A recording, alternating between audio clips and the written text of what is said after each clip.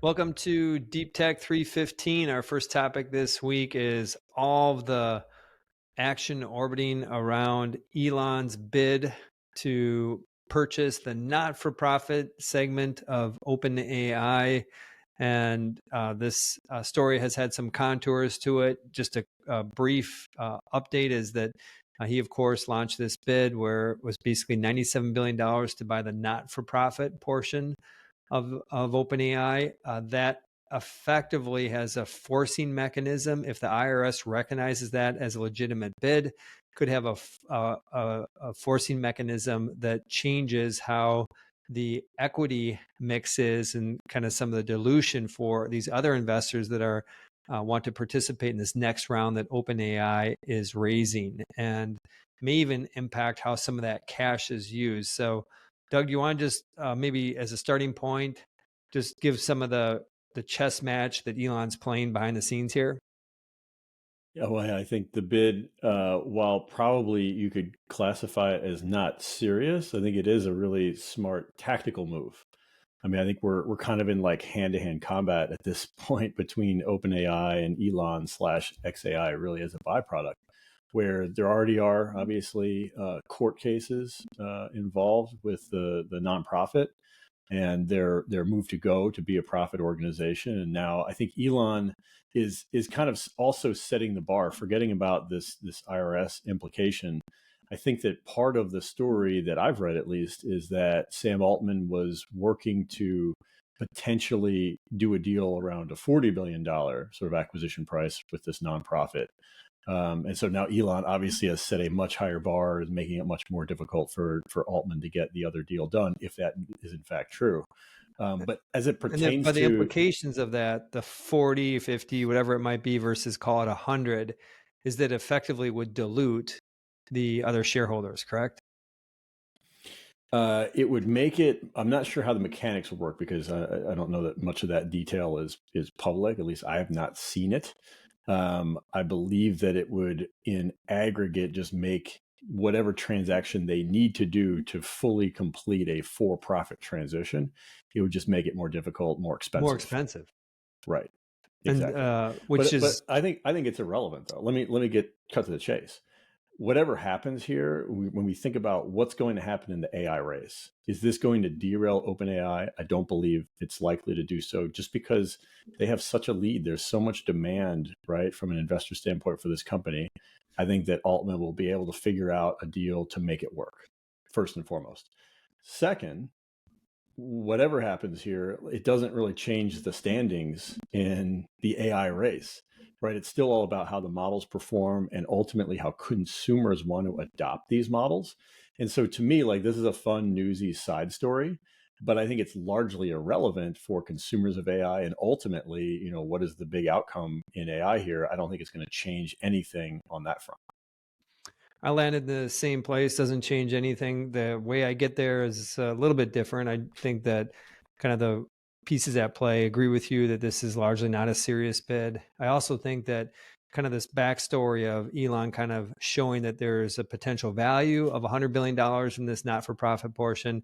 I think that the IRS has a role in this. I'm going to take a leap here and say that there's a reasonable people that are going to be making a weighing in on that and say that $100 billion bid is motivated for other reasons and isn't really a representative bit of what the not-for-profit piece is worth. And ultimately, like you said, what it comes down to is that this probably slows things down by a few weeks, but ultimately they raise money. I think that the not-for-profit ends up getting valued at 50 billion.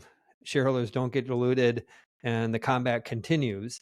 New to this newsy story is Elon saying that he would remove the bid if they maintain the not-for-profit piece of that. And what would be the ramifications? Again, I think that this is all just gamesmanship that's going on, but just in terms of the mechanics of this, what would be the impact of that?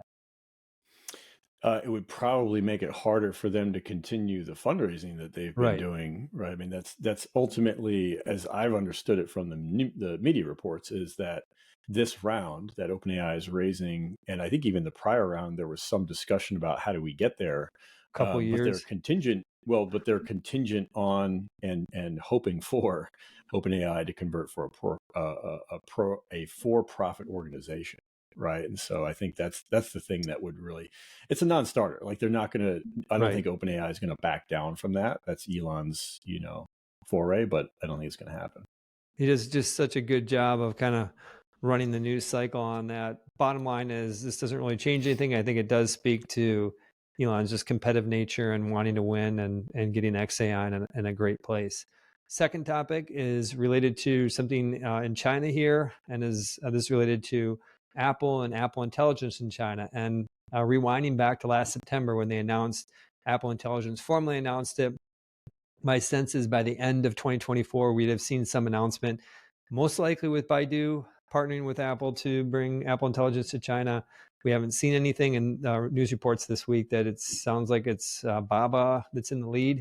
Whether it's Baidu or Baba doesn't make a ton of difference here, but I just want to put into perspective how bad it's been for iPhone specifically in China over the past few years. And if we go back and look at I have to pull up our growth numbers here. Just give me 1 second.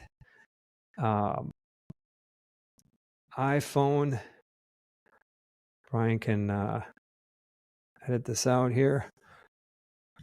Stand by.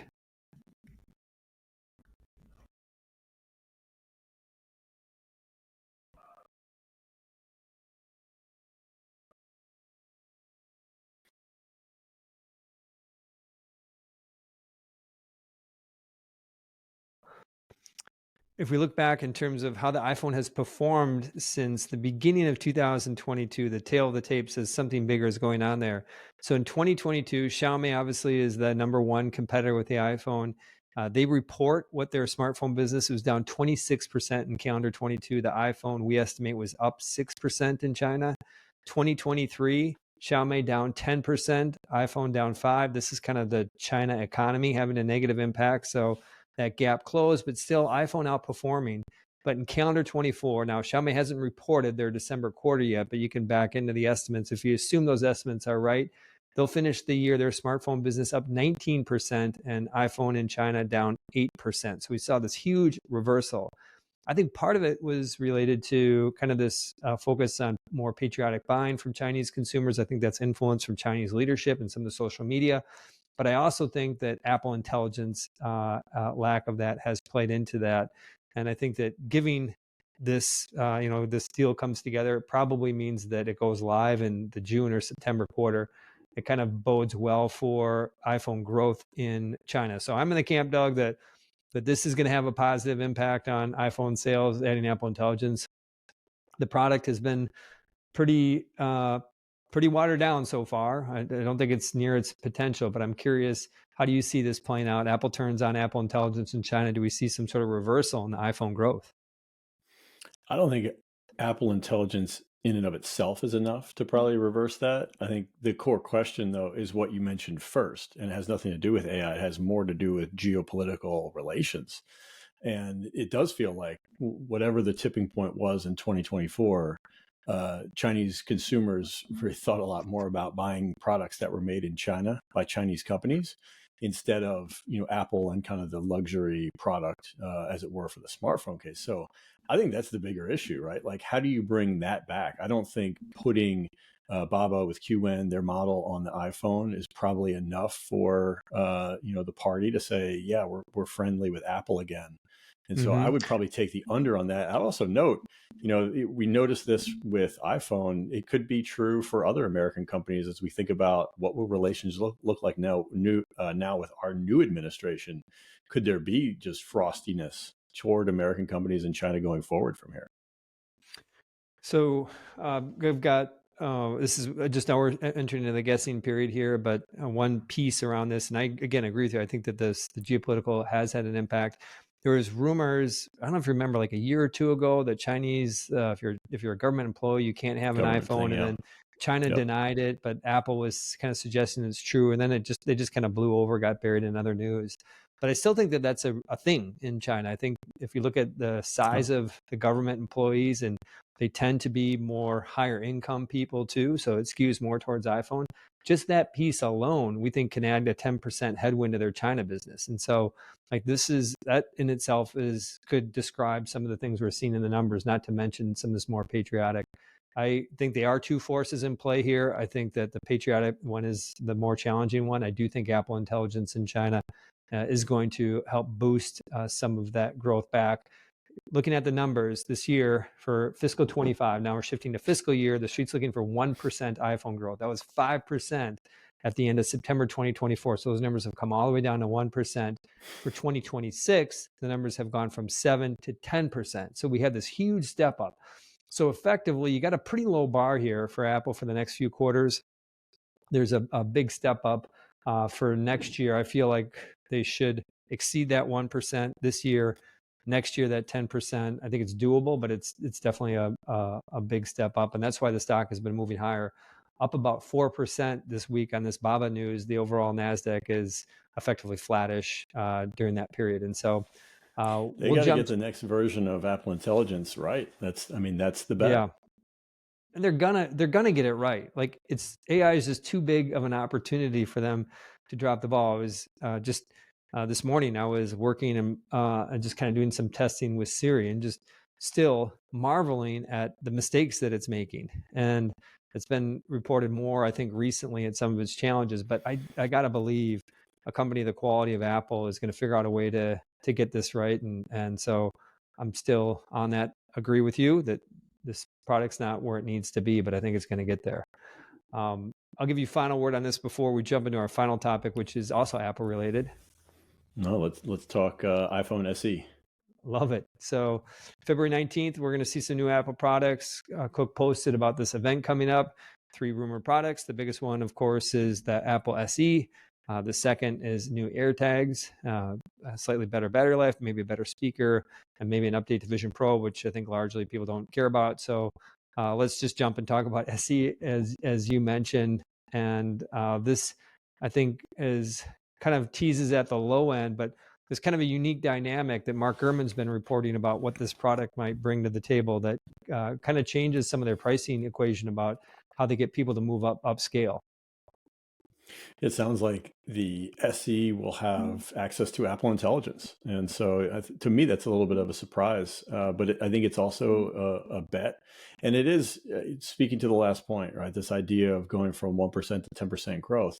I think it's a bet by Apple that Apple Intelligence, whether it's this year or more likely next year with a stronger version of Apple Intelligence, they're betting that it will drive sales, incremental sales at the low end and at the high end. And so I think it's going to be interesting to see, are there certain features of Apple Intelligence that are available, or is it going to be the full suite, right? Like, can you get everything from Apple AI on the low end phone, or are there going to be some things still that they reserve for the high end phone?